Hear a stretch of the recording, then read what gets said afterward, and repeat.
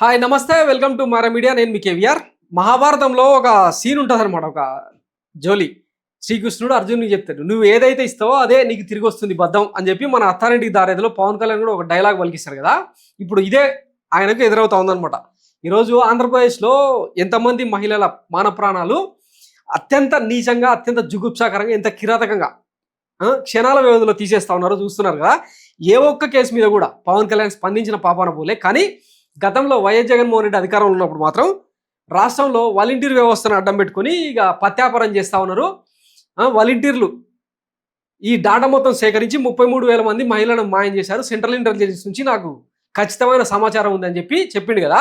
ఆ మహిళలను తిరిగి తీసుకొచ్చిరో లేదో తెలియదు, కానీ అసెంబ్లీ సాక్షిగా ఏ రకమైన అబద్ధాలు చెప్పారో చూసినాం కదా.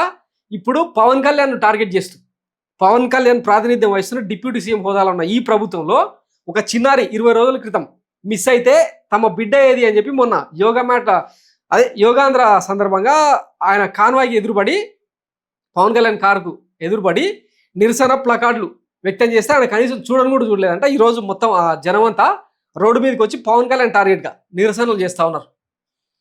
వివరాల్లోకి వెళ్తే తమ బిడ్డ కనిపించడం లేదంటూ పవన్ కళ్యాణ్కు నిరసన సెగ చూపించిరు ఈ ఉద్యమకారులు అనమాట. మా బిడ్డ కనిపించడం లేదు, మాకు ఇంకా న్యాయం జరగలేదని పవన్ కళ్యాణ్ సభలో ప్లకార్డులతో తల్లిదండ్రుల నిరసన. కాకినాడ జిల్లా కరపం గ్రామంలో 18 ఏళ్ల క్రితం చెరువు వ్యాపారం చేసుకుంటూ స్థిరపడింది మార్వాడి కుటుంబం, రాజస్థానీ కుటుంబం అంట. ఈ నెల 8 నుంచి తమ కుమార్తె 14 ఏళ్ళు అమ్మాయి వయసు కనిపించడం లేదని పోలీసులకు ఫిర్యాదు చేస్తే ఈ కూటమి సర్కారు పట్టించుకోలేదు. మొన్న పవన్ కళ్యాణ్ దృష్టికి తీసుకెళ్లేందుకు ఆ అమ్మాయి ఫోటోను ప్రదర్శిస్తూ వాళ్ళ తల్లిదండ్రులు నిరసన చేస్తారు. దాన్ని చూడకుండా వెళ్ళిపోవడంతో ఈరోజు ఆయన సభలోనే వచ్చి ఇట్లా ప్లకార్డులు పట్టుకొని నిరసన వ్యక్తం చేస్తా ఉన్నారట. ఎయిర్పోర్ట్ బయట పవన్ కు బాలిక ప్లకార్డులు పట్టుకొని కాపాడాలని నిరసన. విమానాశ్రయం వద్ద బాధితులపై పోలీసులు, ప్రభుత్వం కర్కశంగా వ్యవహరిస్తున్నారంటూ స్థానికులు ఆవేదన వ్యక్తం చేస్తా ఉన్నారు. సో మరి ఈ అమ్మాయికి ఏ న్యాయం చేస్తారు? ఇప్పటికే ముచ్చుమరి లాంటి ఘటనలో ఆ అమ్మాయి చనిపోయి శవం అయిపోయింది, ఎక్కడ పోయిందో కూడా తెలియదు. అసలు కనీసం తల్లిదండ్రులకు ఏమంటారు కడుపు కోత కొంతనన్నా తగ్గించేందుకు బాడీనన్నా చూపించండి అని అంటే ఈ సర్కారు ఏం చేయలే.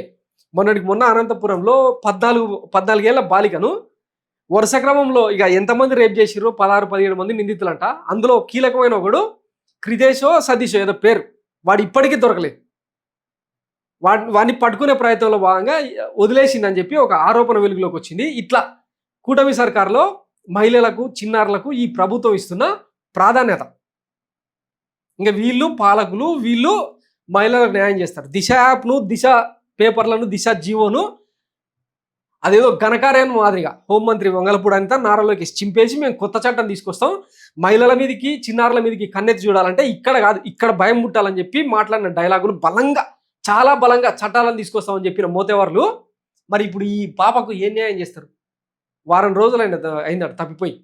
కనీసం అంటే స్పందించాల్సిన అవసరం కూడా ఎంతసేపు ఉన్నాం. మనకు సనాతన ధర్మం, ఆ స్లోగన్స్, ఏమంటారు ఊపేసే డైలాగులు, ఇది ఒక సెక్షన్కు బాగుంటుందేమో కానీ రాష్ట్ర శాంతి భద్రతకు సంబంధించి మొన్న మాట్లాడుతూ ఉన్నాడు కదా తొలి అడుగు 4.1లో లా అండ్ ఆర్డర్ విషయంలో ఎవరేం చేసినా మాది మంచి ప్రభుత్వమే కానీ మెతక ప్రభుత్వం కాదు, సహించం అని మాట్లాడింది కదా. మరి ఇప్పుడు ఈ చిన్నారి విషయంలో నేరస్తులను ఎందుకు సహిస్తున్నారు? అంటే ఏ ఇష్యూనైనా సరే మీడియా ఫోకస్ అయ్యేదాకా, మీడియాలో వార్త అయ్యేలాగా దాన్ని మలిస్తే తప్ప ఈ ప్రభుత్వం పట్టించుకోదా? అసలు పోలీస్ యంత్రాంగం వీళ్ళంతా ఎవరికి కూడా ఏం చేస్తున్నారు? సో తేల్చుకోవాల్సింది ఆంధ్ర ప్రజలే, ముఖ్యంగా మహిళలు చాలా జాగ్రత్తగా ఉండాలి. ఇట్లాంటివి ఇంకా ఎన్నెన్నో వెలుగులోకి రాని. మొన్న వైఎస్ జగన్మోహన్ రెడ్డి ఒక పెద్ద ప్రెస్ మీట్ పెట్టి రాష్ట్రంలో 198 మంది అని ఆ రోజుకి లెక్క. దాని తర్వాత కూడా ఇంకా చాలా జరిగినాయి.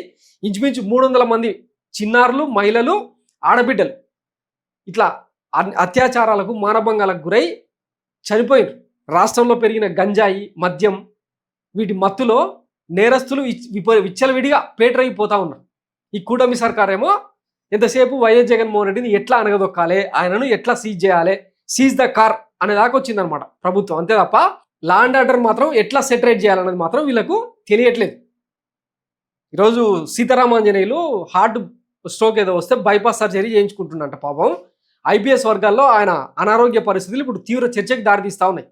కూటమి సర్కార్ అంటే ప్రతిపక్షాన్నే కాదు, ప్రభుత్వానికి పనిచేసే అడ్మినిస్ట్రేటివ్ సర్వీసెస్ వాళ్ళని కూడా ఎట్లా రాచిరంపన పెడుతుందో పిఎస్ఆర్ ఆంజనేయులు ఘటన ఒక పెద్ద ఉదంతం అన్నమాట.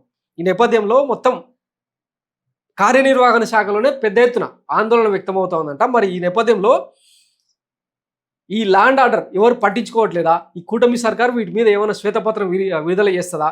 అసలు మహిళలకు వీళ్ళు ఇచ్చే ప్రాధాన్యత ఏంది చెప్పాల్సిన అవసరం ఉంది. సరే, ఆ భూతాన్ని భూస్థాపితం చేస్తారో, తొక్కిపట్టి నారదీస్తారో, మక్కెలకి ఇరగొట్టి మూలకు కూర్చోబెడతారో, ఇవన్నీ డైలాగులు బాగానే ఉంటాయి సినిమాలో చెప్పడానికి. కానీ ప్రాక్టికల్కి వచ్చేసరికి ఇట్లాంటి ఘటనలు వీటికి ఏం సమాధానం చెప్తారు డీసీఎం గారు అని చెప్పి ఈరోజు జనం అడుగుతారు, నేను కాదు. సో చూద్దాం ఆయన ఆన్సర్ కోసం. Thanks for watching Mara media. నేను మీ కేవీఆర్. Thank you.